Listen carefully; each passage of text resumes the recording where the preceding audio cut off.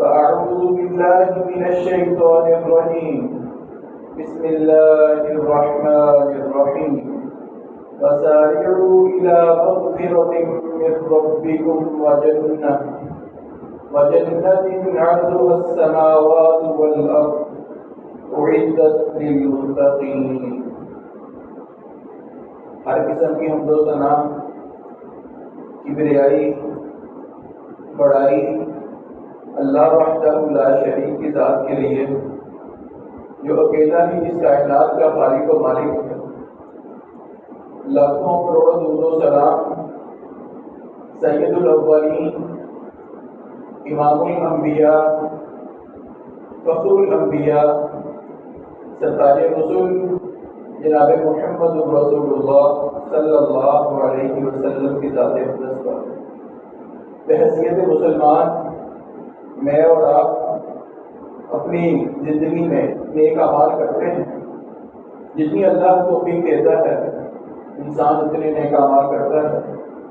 ان نیک اعمال کا مطلب، ان نیک اعمال کا مقصد صرف یہ ہی ہے کہ ہمارا اللہ ہم سے راضی ہو جائے. جب اللہ اپنے بندے سے راضی ہوتا ہے، اللہ رب العزت اس کو جنت کی نعمت سے نوازتے ہیں. وہ جنت جس کے بارے میں اللہ رب العزت نے فرمایا کہ جو متقین کے لیے تیار کی گئی ہے، اس کی چوڑائی آسمان اور زمین کے درمیان جتنا خلا ہے اتنی ہے.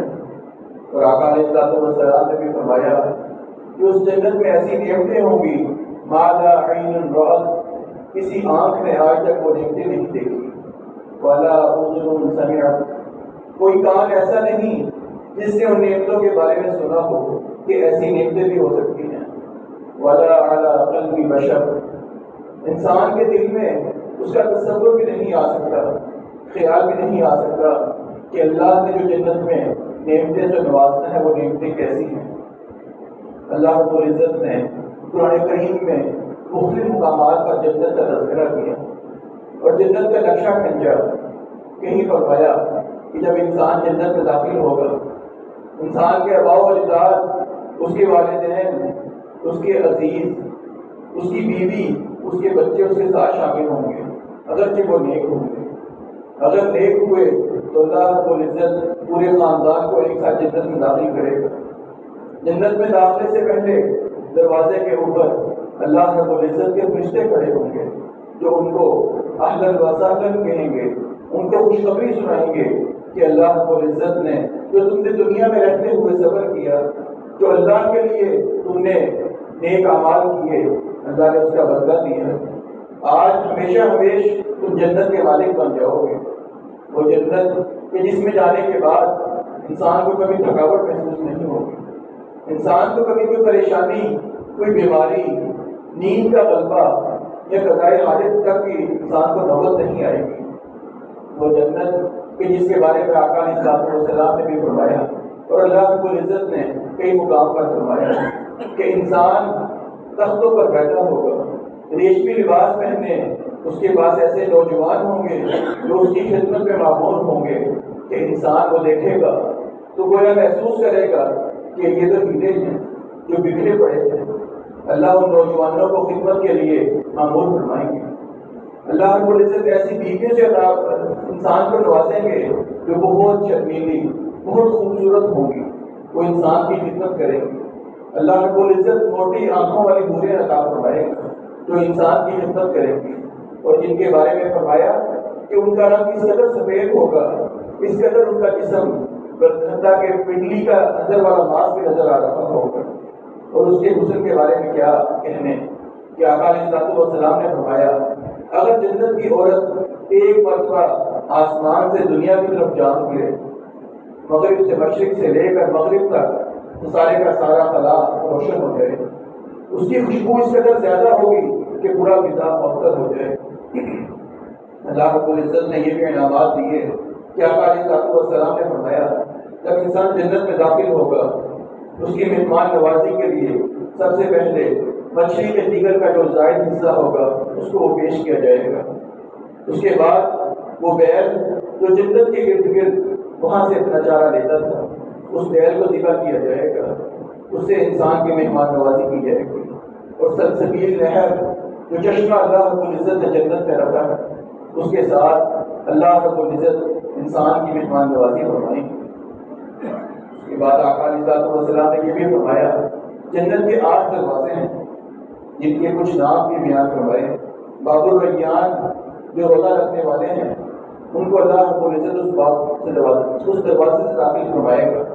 باب الصلاۃ، باب الجہاد، اس طرح انسان نے جو اعمال زیادہ کیے ہوئے اس دروازے سے اس کو آواز دی جائے گی کہ یہاں سے جنت میں داخل ہو جائے۔ سب سے پہلے آقا علیہ السلام جنت میں جائیں گے، آپ جنت کا دروازہ کھلوائیں گے، اور آپ نے فرمایا جنت کے جو دروازے ہیں 8 دروازے ہیں، ایک دروازے کا فاصلہ 1200 کلومیٹر ہے، ایک دروازے کی چوڑائی 1200 کلومیٹر ہے، اور 100 درجات جنت میں ہیں، ہر درجے کا جو درمیانی فاصلہ ہے وہ 100 سال کی مسافت ہے۔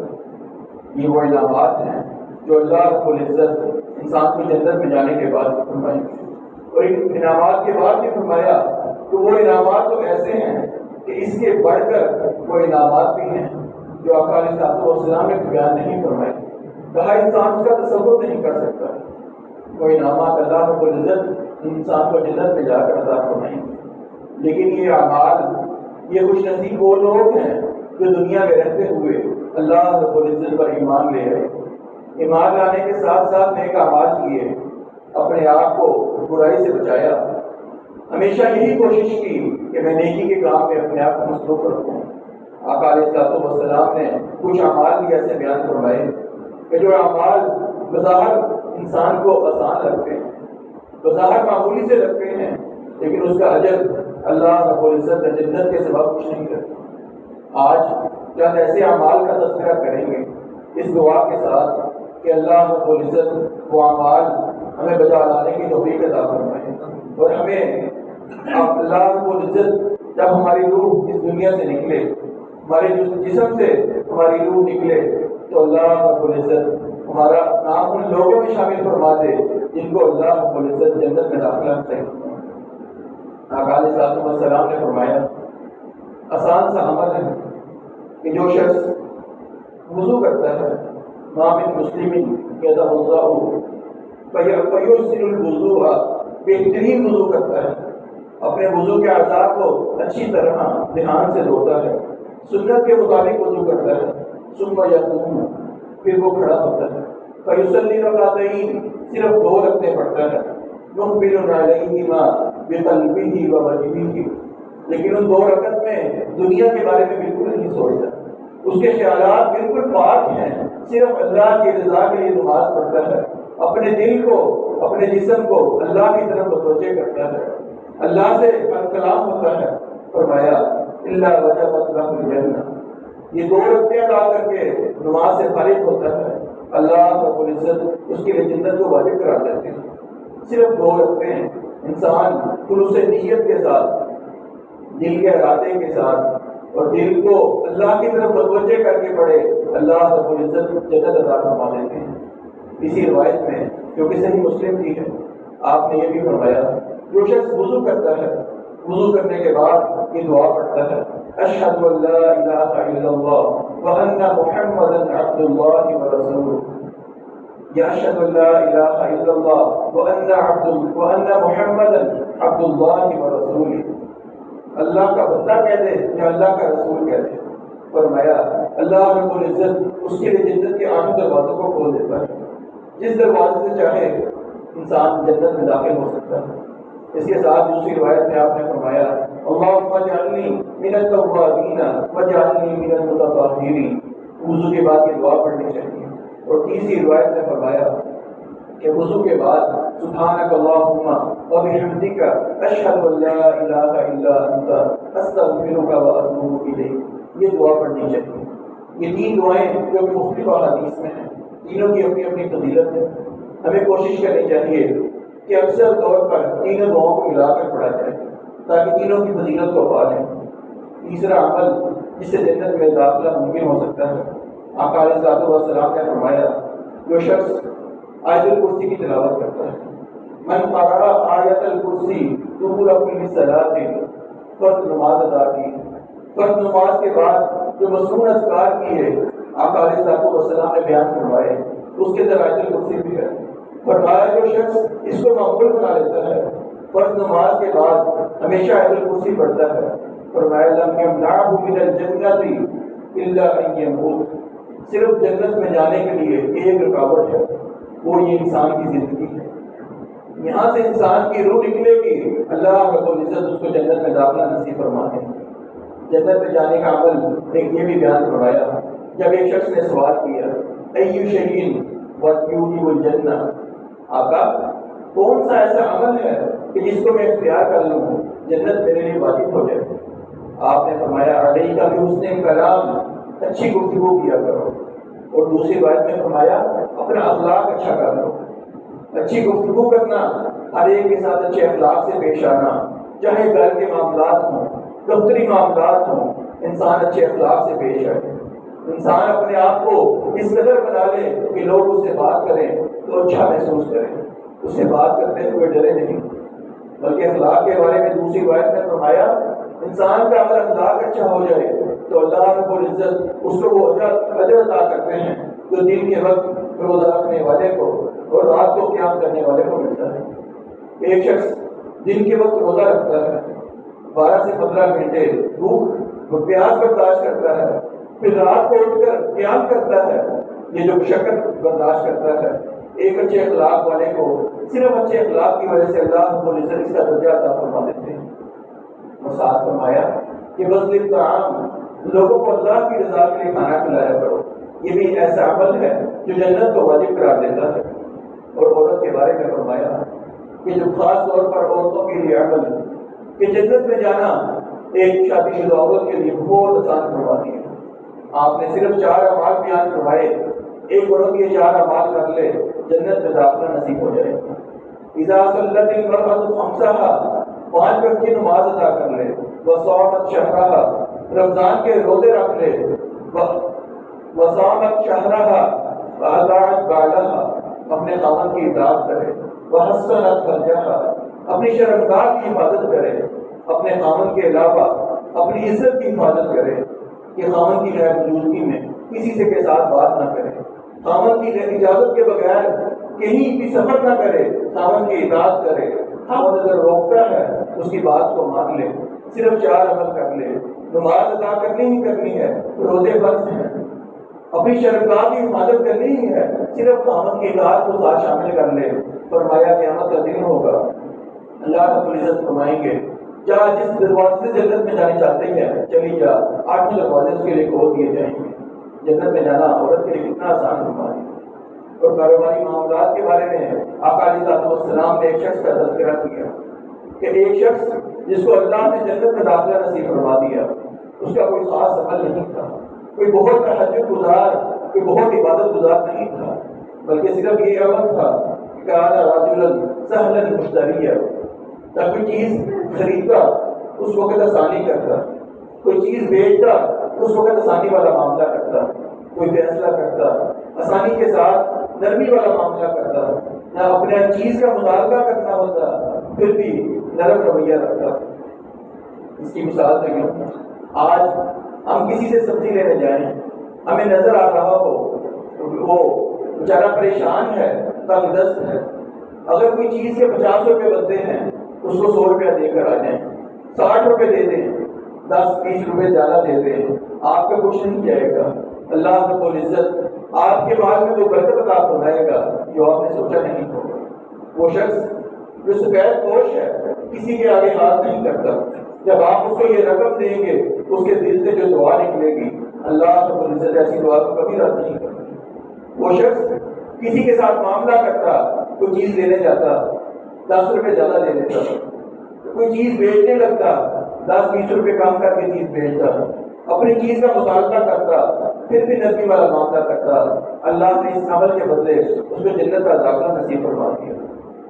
اور دنیا میں رہتے ہوئے مسائل مشکلات کا سامنا کرنا پڑتا ہے، اللہ رب العزت خود فرماتے ہیں، آقا علیہ الصلوۃ والسلام نے فرمایا، حدیث قدسی ہے، ابن آدم، اللہ فرماتے ہیں آدم کے بیٹے، ان صبرت واحتسبت عند الصدمة الأولى، دنیا میں رہتے ہوئے مشکلات پریشانیاں آئیں گی، کسی کا بھائی فوت ہو جائے گا، کسی کے والدین، کسی کی بہن، کوئی اور صدمہ لگ جائے گا، اللہ رب العزت سب کو سلامت فرمایا اگر صدمے کے شروع میں تو نے صبر کیا اور اللہ سے ثواب کی خاطر اپنے آپ پر کنٹرول کیا، کوئی وابستہ نہ کیا، یہ نہیں کہ پہلے 2-4 کلمات کہہ دیے، کوئی وابستہ کر لیا، کوئی گریبان چاک کر لیا، اس کے بعد صبر کیا، نہیں، فرمایا صدمے کے شروع میں صبر کیا۔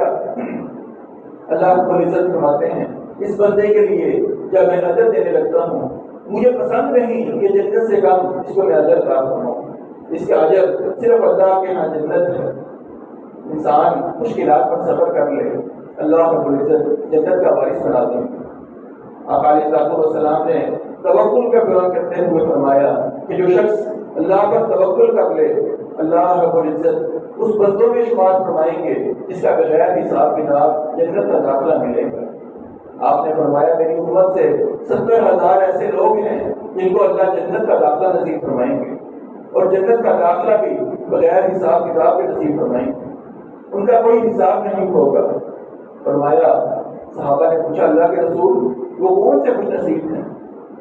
آپ نے فرمایا وہ شخص جو دم نہیں کرواتا، غیر شرعی دم نہیں طلب کرتا، اگر دم کروائے تو شریعت کے مطابق کرتا ہے، کوئی غیر شرعی دم نہیں کرتا، کوئی بری فال نہیں لیتا، آگ کے ساتھ جو دغوا کا علاج کروایا جاتا ہے وہ نہیں کرواتا، صبر کرتا ہے۔ فرمایا اللہ رب العزت اس کو اس صبر کرنے پر، اللہ پر توکل کرنے کی وجہ سے اللہ جنت کا داخلہ نصیب فرمائیں گے اور غیر حساب کتاب نصیب فرمائیں گے۔ اللہ تعالیٰ سے دعا ہے اللہ تعالیٰ ہمارا شمار ان لوگوں میں فرمائے جن کو بغیر حساب کتاب میں جنت کا داخلہ ملے گا۔ احباب عزیز وقار، یہ دم سے مراد وہ دم ہے جو غیر شرعی ہو۔ آقا علیہ الصلوۃ والسلام نے خود دم بھی کیا سورۃ فاتحہ کے ساتھ، دیگر مسنون اذکار جو دم کے بارے میں بیان فرمائے، انسان ان سے دم کر سکتا ہے، انسان کو چاہیے خود دم کرے، بہتر تو سب سے یہ ہے انسان خود سورۃ فاتحہ پڑھے، دم والی دعائیں پڑھے، اذکار پڑھے، قرآن مجید کے ساتھ اپنے آپ کو دم کروائے، پانی کے اوپر دم کر سکتے ہیں، آپ ویسی بھی دم کر سورت پڑھ کر دعائیں پڑھ کر اپنے اوپر پھونک مار سکتے ہیں۔ یہاں سے مراد وہ دم ہے جو غیر شرعی دم ہے۔ آقا علیہ الصلوۃ والسلام نے جنت میں جانے کا یہ بھی طریقہ بیان فرمایا، جو شخص اللہ سے جنت کا سوال کرتا ہے، من سأل الجنت 3 مرات، 3 مرتبہ اللہ سے سوال کرتا ہے اللہ مجھے جنت میں داخلہ نصیب فرما، اللہ میرا شمار لوگوں میں فرما جن کو تو جنت عطا کرے گا۔ فرمایا جنت خود بول کر کہتی ہے اللہم ادخلہ الجنہ، اے اللہ تیرا بندہ تجھے جنت کا سوال کرتا ہے، میں جنت بول کر کہتی ہوں اللہ اس کو جنت کا داخلہ نصیب فرما۔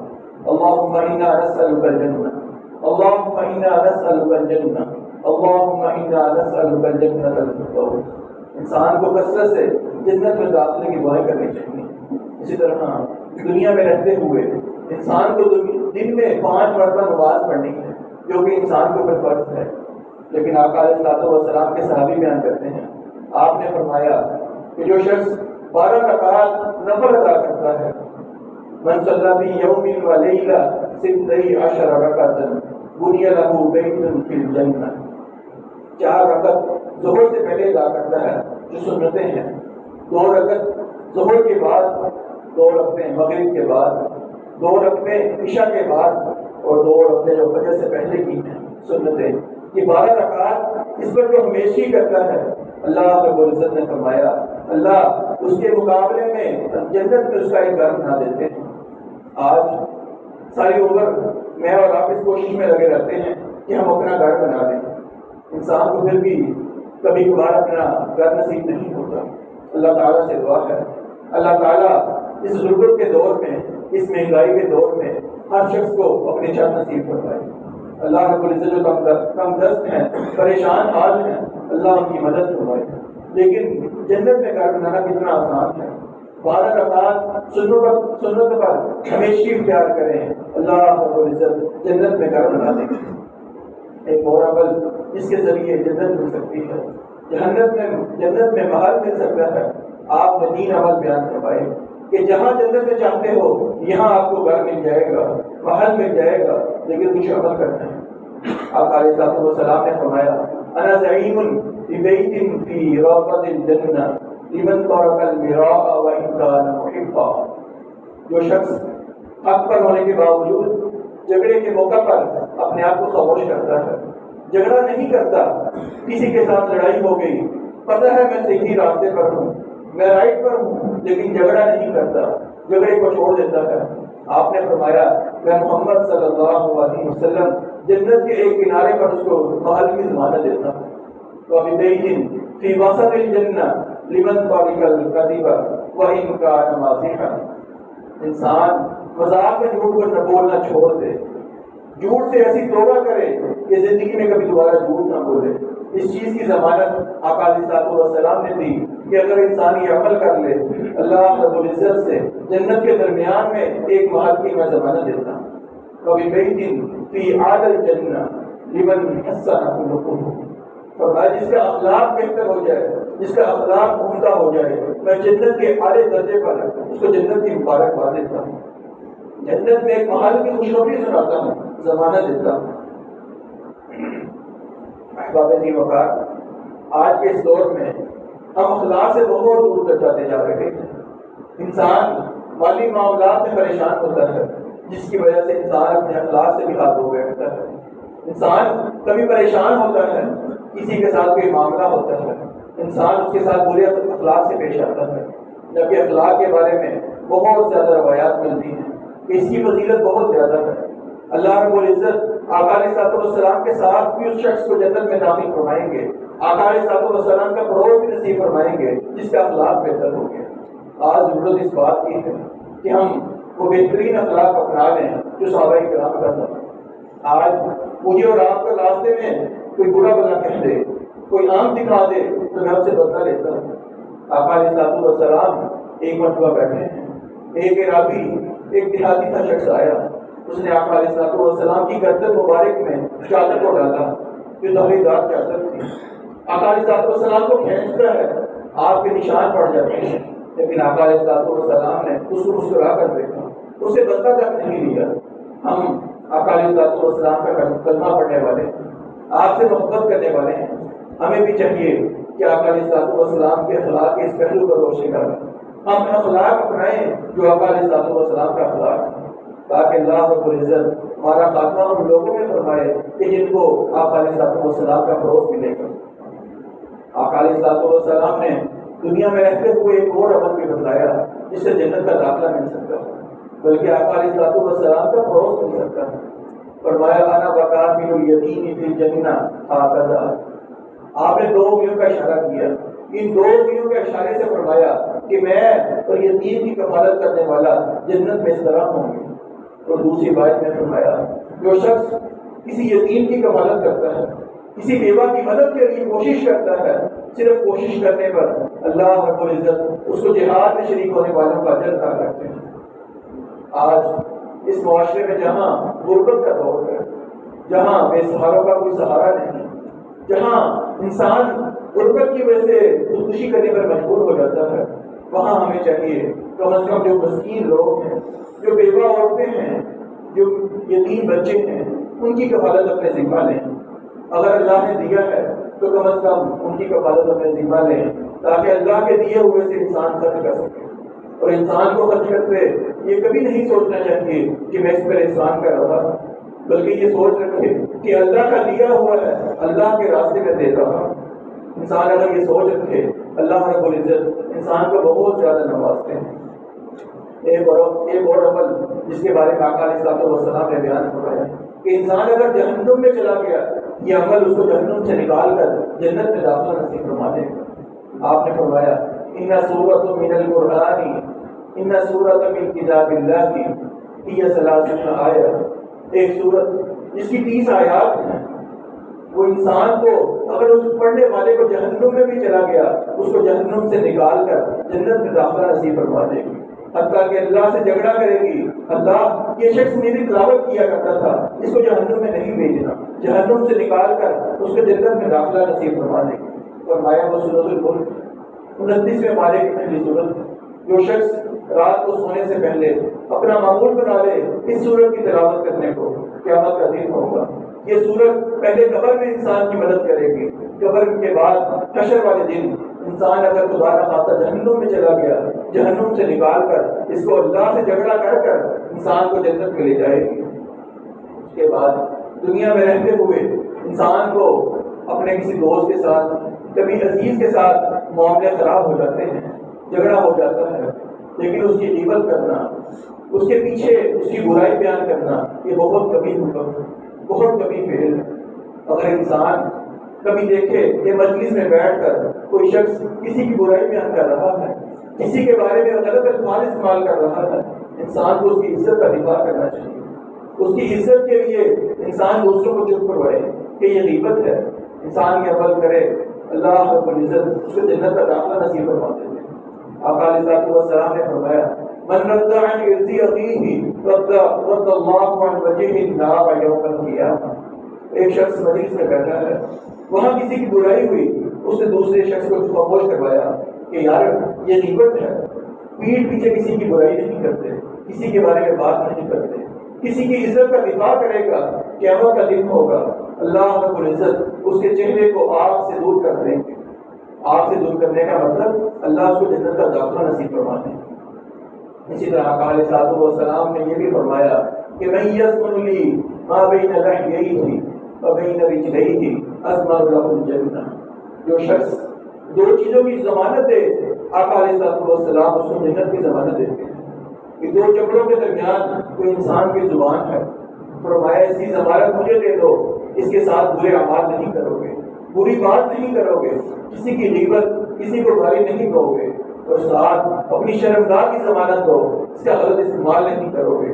فرمایا میں محمد صلی اللہ علیہ وسلم تمہیں دنیا میں رہتے ہوئے جنت کی ضمانت دیتا ہوں کہ اللہ تمہارا خاتمہ کرے گا تو جنت کا مہمان بنا دے گا۔ آقا علیہ الصلوۃ والسلام نے ایک اور عمل بھی بیان فرمایا کہ جو شخص صبح کے وقت اور شام کے وقت مسجد میں جاتا ہے، بظاہر انسان سوچتا ہے پوری امت ہے، کتنے لوگ ہیں جو نماز نہیں پڑھتے، یا میں بھی نماز گھر میں پڑھ لوں، کیا فائدہ، مسجد میں جانا ہے، اندھیرا ہے، گرمی کا موسم ہے، چلو گھر اسی چل رہا ہے، گھر نماز پڑھ لیتا ہوں۔ فرمایا جو شخص صبح کے وقت اور شام کے وقت مسجد میں آنے کو اپنا معمول بنا لے، یعنی فجر کی نماز اور عشاء کی نماز مسجد میں آ کر پڑھتا ہے، جب وہ نماز کے لیے گھر سے نکلتا ہے، مسجد کی طرف جاتا ہے، مسجد میں نماز پڑھتا ہے، اللہ رب العزت جنت میں اس کی مہمان نوازی کے لیے سامان تیار کرتے ہیں۔ جب کوئی وہ نماز پڑھنے آئے گا، اللہ جنت میں اس کی مہمان نوازی کے لیے سامان تیار کرتے ہیں۔ کیا کہنے اللہ رب العزت ایک چھوٹے سے عمل کی وجہ سے اگر جنت میں ہماری مہمان نوازی کرتے ہیں تو کس قدر انسان کا بہترین سودا ہے۔ آج اس دور میں ہم سوشل میڈیا کا استعمال کرتے ہیں، کسی بڑے کے گھر جو مال و دولت کے لحاظ سے بڑا ہو، اس کے گھر دعوت ہو، ہمیں پتا ہوتا ہے یہاں طرح طرح کے کھانے ہوں گے، ہم اس کی تصاویر بناتے ہیں، جانے کو باعث فخر سمجھتے ہیں۔ وہ جنت پہ جس کے بارے میں فرمایا وہاں ایسے ایسے کھانے ہوں گے کہ انسان تصور نہیں کر سکتا۔ وہ جنت جہاں انسان کو شراب پیش کی جائے گی، وہ شراب جو اس کی عقل پر غور نہیں کرے گی، عقل پر پتہ نہیں ڈالے گی، ایسے پھل نصیب ہوں گے کہ انسان جس پھل کو ہاتھ ڈالے گا، پھل اتارے گا، وہاں نیا پھل اللہ رب العزت لگا دیں گے۔ انسان جس چیز کی خواہش کرے گا، اللہ رب العزت وہ چیز اس کو مہیا فرما دیں گے۔ وہ جنت کی مہمان نوازی بہت بہترین سودا ہے۔ صبح اور شام کے وقت خاص طور پر مسجد میں آ کے نماز ادا کیا کریں۔ آپ علیہ الصلوۃ والسلام نے دنیا میں رہتے ہوئے ایک اور عمل بیان فرما دیا ہے کہ جو شخص لوگوں سے سوال نہیں کرتا، بلا وجہ کبھی اس کے در کبھی اس کے در سوال نہیں کرتا، اپنی ضرورت اللہ سے مانگتا ہے، فرمایا جو شخص مجھے اس چیز کی ضمانت دے دے، اس چیز کی گارنٹی دے دے کہ میں لوگوں سے سوال نہیں کروں گا، اللہ رب العزت کے رسول فرماتے ہیں میں اس شخص کو جنت کی ضمانت دیتا ہوں۔ صحابی نے یہ بات سنی تو بیان کرتے ہیں آج کے بعد میں نے کسی سے کوئی سوال نہیں کیا، حتیٰ کہ صحابی بیان کرتے ہیں وہ شخص بہت سے کرتے ہیں کسی سے سوال نہیں کیا۔ لیکن یہاں رک کر یہ بات سمجھنے کی ہے، انسان اگر اس حالت میں ہے کہ اس کی موت کا خدشہ ہے، انسان اس قدر بھوکا ہے یا پیاسا ہے یا تکلیف میں مبتلا ہے، تو انسان اگر کسی سے مدد طلب نہیں کرے گا پھر یہ تو حدیث کے مطابق انسان گنہگار ہے۔ یہ وہ ضروریات ہیں جو عام مرہ کی ضروریات ہیں. روزمرہ کی ضروریات انسان کو اللہ سے مانگنی چاہیے، لیکن اگر کبھی ایسا معاملہ ہو کہ انسان کے جان جانے کا خدشہ ہے، انسان دوسروں سے سوال کر سکتا ہے. یہ سوال کرنا شریعت کے منافی نہیں. اور آقا علیہ الصلوۃ والسلام نے یہ بھی فرمایا کہ اللہ رب العزت کے 99 نام ہیں. جو شخص ان ناموں کو یاد کر لے، اللہ رب العزت اس کو جنت کا داخلہ نصیب فرمائے.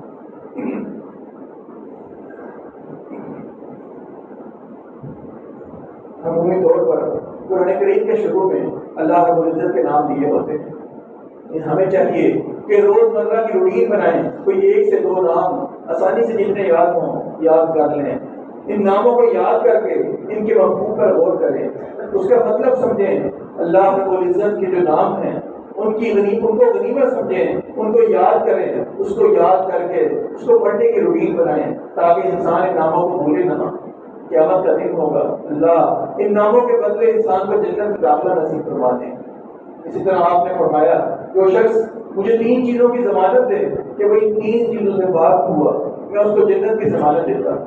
جو شخص دنیا سے جائے وہ تکبر نہ کرتا ہو، وہ کسی سے قرض لیا ہو اس کو ادا واپس نہ کیا ہو، اس کا ذمہ موت کے وقت کوئی قرض نہ ہو، اور اسی طرح وہ تکبر نہ کرنے والا ہو، وہ کسی کے ساتھ دھوکہ فراڈ نہ کرنے والا ہو، یہ 3 عمل نہ کرنے والا ہو، دنیا سے اس کی روح نکلے گی، جسم سے اس کی روح کا تعلق ختم ہوگا. فرمایا وہ جنت میں داخل ہو جائے گا. آپ نے یہ بھی فرمایا اس شخص کے لیے جنت کی خوشخبری ہے جو اپنے نامہ اعمال میں کثرت استغفار کو پاتا ہے. ہمیں چاہیے کثرت سے استغفار کرنا چاہیے. آقا علیہ الصلوۃ والسلام دن میں کئی مرتبہ استغفار کرتے ہیں، 100 مرتبہ 1000 مرتبہ استغفار کرتے ہیں. ہمیں بھی چاہیے کہ آقا علیہ الصلوۃ والسلام تو وہ ذات ہیں جو گناہوں سے پاک ہیں، پھر بھی اتنا کثرت سے استغفار کرتے ہیں. میں اور آپ جو بہت زیادہ گناہوں میں مبتلا ہیں، ہمارا زندگی کا اوڑھنا بچھونا گناہ بن چکا ہے. شاید کہ اگر میں اپنی زندگی کے گناہ یاد کرنا چاہوں، ایک دن کے گناہوں کی روٹین بناؤں تو شاید صفحے بڑھ جائیں لیکن میرے گناہ ختم نہ ہوں. ہمیں تو چاہیے کثرت سے استغفار کرنا چاہیے. آپ نے فرمایا جو شخص کثرت سے استغفار کرتا ہے اللہ رب العزت اس کو جنت کا داخلہ نصیب فرما دے. اسی طرح آپ نے فرمایا موت کے وقت اگر انسان کو کلمہ نصیب ہو جائے یہ بھی اس کے جنت میں جانے کی علامت ہے. من کان آخر کلامہ لا الہ الا اللہ دخل الجنہ. وہ شخص جنت میں جائے گا کہ دنیا سے رخصت ہوتے ہوئے اس کی زبان پر کلمہ لا الہ الا اللہ جاری ہو گیا. آپ نے یہ بھی فرمایا جو شخص فجر کی نماز اور عصر کی نماز باقاعدگی سے پڑھتا ہے، یہ وہ 2 نمازیں ہیں جس میں عام طور پر انسان غفلت کرتا ہے. فجر کی نماز سونے کا وقت ہوتا ہے، اس لیے انسان اکثر غفلت کر جاتا ہے، اور عصر کا وقت کاروباری لحاظ سے بہت مصروف وقت ہوتا ہے. اگر انسان ان 2 وقتوں پر معمول بنا لے تو فرمایا کہ اللہ رب العزت ان دونوں نمازوں کی وجہ سے اس کو جنت کا داخلہ نصیب کروا دیں گے. حضرات دیوبا اس کا مطلب یہ نہیں کہ باقی 3 نمازیں اس کے طرح اہمیت کی حامل ہیں، بلکہ شریعت کا مزاج ہے کبھی کسی نماز کی اہمیت کو بیان کرنے کے لیے اس کو خاص کرتے ہیں، کبھی دوسری نماز کو بیان کرنے کے لیے اس کی اہمیت کو زیادہ بیان کیا جاتا ہے. جیسے اس روایت میں فجر اور عصر کا ذکر ہے. دوسری روایت میں آپ نے یہ فرمایا جو شخص اشراق کی 4 رکعات پڑھتا ہے ضحیٰ کے وقت جو کہ تقریباً 8-9 بجے کے قریب ہوتا ہے، اس وقت 4 رکعت پڑھتا ہے، پھر ظہر سے پہلے 4 رکعت ادا کرتا ہے، اللہ رب العزت ان نفل کی وجہ سے جنت اس کا گھر بنا دیتے ہیں. معلوم ہوا جو شخص ظہر سے پہلے 4 رکعت نفل پڑھے گا ضرور وہ ظہر کی نماز بھی ادا کرے گا. مغرب کی نماز کی الگ فضیلت ہے. عشاء کے بارے میں تو آپ نے یہ بھی فرمایا جو شخص عشاء کی نماز باجماعت پڑھتا ہے، آدھی رات تہجد کا اہتمام اس کے لیے بھی کیا جاتا ہے. انسان اگر عشاء کے ساتھ فجر کی نماز باجماعت پڑھ لے فرمایا پوری رات قیام کا ثواب نہیں دیا جاتا ہے. تو معلوم ہوا کہ نمازوں کی اہمیت اپنی جگہ ہے، لیکن کسی نماز میں کسی حدیث میں کسی نماز کو خاص کر دینا دوسری نمازوں کی اہمیت کو کم نہیں کرتا. اسی طرح آپ نے فرمایا جس شخص کی آنکھ سے اللہ کے ڈر سے ایک آنسو نکل گیا قیامت کا دن ہوگا اللہ رب العزت اس آنکھ کے اوپر آگ کا داخلہ فراہم فرما دیں گے. انسان تنہائی میں بیٹھ کر اپنے گناہوں کو یاد کرے تو اللہ رب العزت انسان کے گناہوں کو معافی فرما دیتے ہیں. اللہ کو یہ عمل اتنا پسند ہے کہ ایک آنسو نکلنے پر اللہ رب العزت زندگی کے تمام گناہوں کو معاف فرما دیتے ہیں اور عرش کا سایہ بھی نصیب فرما دیں گے۔ اعمال تو زیادہ ہیں لیکن وقت ختم ہو جاتا ہے۔ اللہ تعالیٰ سے دعا ہے، اللہ تعالیٰ ہم ان چند اعمال کو کر کے جنت کا داخلہ نصیب فرما۔ اللہ رب العزت دنیا میں رہتے ہوئے ہمیں غفلت کی نیند سونے سے جگا دے۔ اب بہت وقت گزر چکا ہے، انسان کی موت کا کوئی نہیں پتا۔ آج کل تو جس طرح کی افواہ آ رہی ہیں، اللہ رب العزت سب کو محفوظ رکھے، اللہ اچانک موت سے سب کو محفوظ رکھے۔ موت سے پہلے اللہ رب العزت ہمیں توبہ کی توفیق عطا فرمائے اور ہمارا خاتمہ ایمان پر فرمائے اور شہادت کی موت عطا فرمائے۔ وآخر دعوانا الحمد للہ رب العالمین۔